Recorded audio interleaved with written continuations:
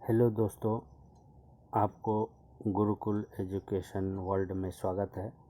और हम आप लोगों को के लिए लाए हैं एनसीईआरटी और एससीईआरटी बेस पर एक महत्वपूर्ण कलेक्शन जो बुक से एनसीईआरटी की किताब से लिया गया है, जो आपको किसी भी एग्जामिनेशन बीपीएससी या सक्षमता या पीएससी के किसी भी एग्जामिनेशन में आपको इसी तरह का क्वेश्चन देखने को मिलता है। तो आइए बिना समय गंवाए आप लोग को एक सही जानकारी और सही कलेक्शन के साथ मैं रख रहा हूं। तो पहले हम ज्योग्राफी के तहत यह कलेक्शन लिए हैं, जो आपको 6 to 10+2 तक की जितनी भी किताबें हैं उन सब से इनको लिया गया है। मैं आशा करता हूं कि आप लोग को यह बेहद हेल्पफुल होगा। तो देखिए, सूर्य सौर परिवार का मुख्य ग्रह माना जाता है। तो सूर्य को इस सौर परिवार का मुख्य ग्रह माना जाता है। सूर्य की लपटों को क्या कहा जाता है? सौर परज्वाल। यह सौर परज्वाल जो है लगभग 3000 किलोमीटर तक की ऊंचाई तक लपटे आता है। इस चीज़ को ध्यान में रखिए। सूर्य में कौन सी क्रिया से ऊर्जा उत्पन्न होती है? तो नाभिकीय संलयन।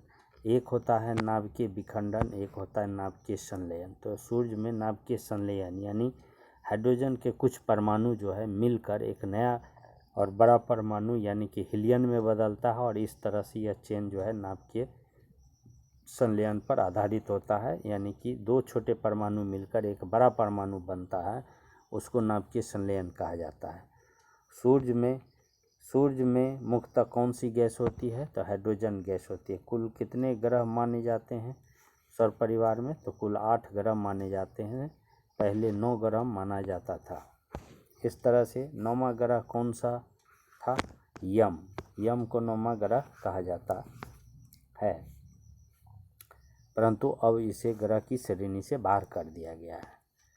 बुध को सबसे छोटा ग्रह कहा जाता है। सबसे चमकीला ग्रह किसे कहा जाता है? शुक्र को। किस ग्रह पर जीवन पल रहा है? पृथ्वी पर। लाल ग्रह किसे कहा जाता है? मंगल को। इस तरह से हम देखते हैं।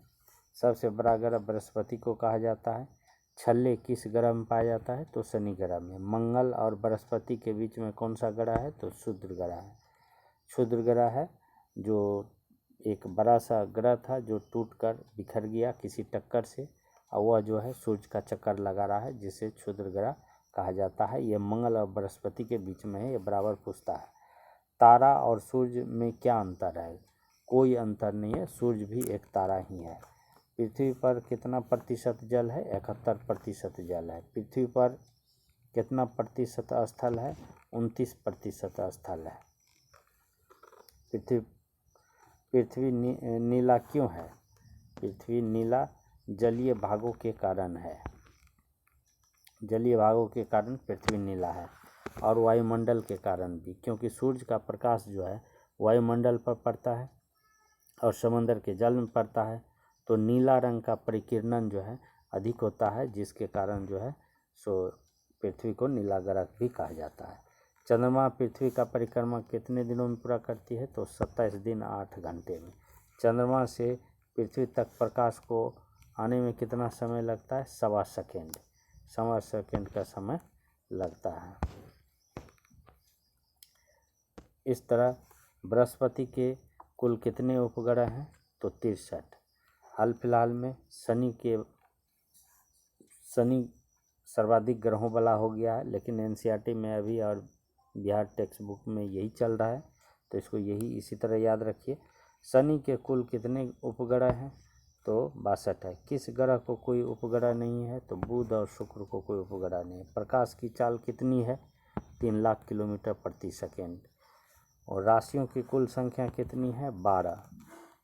ये राशि के नाम कौन कौन से हैं? मेष, वृष, मिथुन, कर्क, सिंह, कन्या, तुला, वृश्चिक, धनु, मकर, कुंभ तथा मीन। ये 12 राशियां हैं। नक्षत्रों की संख्या कितनी है? 27। नक्षत्रों की संख्या कितनी है? 27। पृथ्वी एक नक्षत्र को कितने दिनों में पार करती है? तो 14 दिनों में। पृथ्वी एक घूर्णन कितने समय में करती है? तो 24 घंटा में। उत्तरी ध्रुव और दक्षिणी ध्रुव को मिलाने वाली काल्पनिक रेखा को क्या कहा जाता है? अक्ष कहा जाता है। पृथ्वी अपने अक्ष पर कितने डिग्री से झुकी हुई है? 23.5 डिग्री से। समदिवारात्रि किस तिथि को होती है? 21 मार्च 23 सितंबर को। उत्तरी गोलार्ध में सबसे छोटा दिन कब होता है? 22 दिसंबर को। उत्तरी गोलार्ध में सबसे बड़ा दिन कब होता है? 21 जून को। कटिबंध कितने हैं? तो ये कटिबंध 3 है, उष्ण कटिबंध, समशीतोष्ण कटिबंध और शीत कटिबंध। आप इस चित्र में देख सकते हैं यहाँ कि ये विषुवत रेखा है, ये है विषुवत रेखा, ये है मकर रेखा और ये है आपको कर्क रेखा, और ये उत्तरी वृत्त है, ये दक्षिणी वृत्त है। सूरज की रोशनी सीधा इसमें पड़ती है, जिसके कारण ये एरिया ज़्यादा उष्ण रहता है, उष्ण कटिबंध कहते हैं। इसमें हल्का तिरछा पड़ता है। सूरज अगर मान लीजिए यहाँ है तो यहाँ से तिरछा पड़ता है। तो इस तरह से यहाँ पर समशीतोष्ण, सम थोड़ा गर्म और थोड़ा उष्ण, इसके बाद ये बर्फीले जगह है, ध्रुवीय में ये होते 3 कटिबंध पाए जाते हैं। तो ध्रुवों पर 6 महीने का दिन और 6 महीने की रात होती है। यह घटना ध्रुवों पर होती है। 2 बड़े स्थलों को, खंडों को एक दूसरे से जोड़ने वाले स्थल को क्या कहते हैं? स्थल संधि। पानी का संकरा भाग जो 2 बड़े जल राशियों को जोड़ता है क्या कहलाता है? जल संधि। ओजोन मंडल किस वायुमंडल की परत होती है? समताप मंडल का। वायुमंडल को गर्म रखने का कार्य कौन सा गैस करता है? Carbon dioxide. अंतरिक्ष में जाने वाला प्रथम भारतीय कौन थे? राकेश शर्मा। वलित पर्वत का कौन सा उदाहरण है? हिमालय वलित पर्वत का उदाहरण। सतपुरा का पर्वत किस प्रकार का पर्वत है? भ्रंशुत पर्वत है। बैरन आइलैंड क्या है? भारत के अंडमान निकोबार में सक्रिय ज्वालामुखी का नाम है। इस तरह से धान की फसल के लिए उपयुक्त मिट्टी कौन सी है? चिकनी मिट्टी। पर्वतों के कितने प्रकार हैं? 4 प्रकार है। वलित पर्वत, भ्रंशुत पर्वत, ज्वालामुखी पर्वत, अवशिष्ट पर्वत। धान कौन सी फसल है? खरीफ फसल है। इस तरह से